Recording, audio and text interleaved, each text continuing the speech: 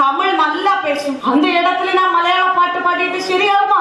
அந்த இடத்துல நான் பாடும் ஆடியில செய்தி சொல்லி யாவனும் செய்தி வச்சு செய்தி சொன்ன மன்ன வருதா, எனக்கு செய்தி சொன்ன மன்ன வருதா, சொந்தம் சொல்லி நெக்கியிலே குங்குமத்தை வச்சையே மன்னவாரு மன்னவருதா, அழகு மன்னவாரு மன்னவருதா.